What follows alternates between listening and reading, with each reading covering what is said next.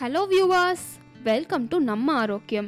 நாகரிகம் வளர்ந்துள்ள இக்காலத்தில் வேலைப்பழு, மன உளைச்சல், தூக்கமின்மை, தவறான பழக்க வழக்கங்கள் உள்ளிட்ட காரணங்களால் இரவு 11 மணிக்கு மேல் தூங்கினால் என்ன விளைவுகள் ஏற்படும் என்று இப்போது பார்க்கலாம்.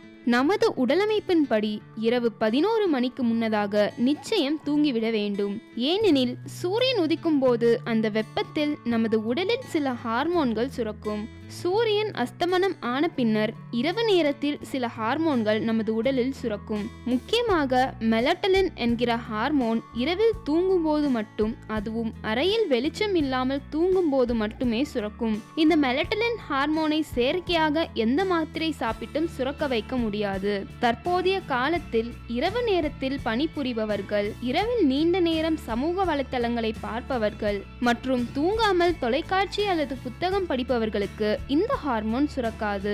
இதன் விளைவாக புற்றுநோய் வருவதற்கான வாய்ப்புகள் அதிகமாகின்றன. புற்றுநோய் வருவதற்கு மிக முக்கிய காரணம் இந்த மெலட்டலின் ஹார்மோன் சுரக்காமல் இருப்பதுதான். எனவே புற்றுநோய் உள்ளிட்ட பல்வேறு நோய்களை ஆரம்பத்திலேயே தவிர்க்க இரவு 11 மணிக்கு முன்னதாகவே படுக்கைக்கு சென்று தூங்கிவிடுவது மிகவும் சிறந்தது. மேலும் இது போன்ற பயனுள்ள குறிப்புகளை பெற நம்ம ஆரோக்கியம் சேனலை சப்ஸ்கிரைப் செய்யுங்க.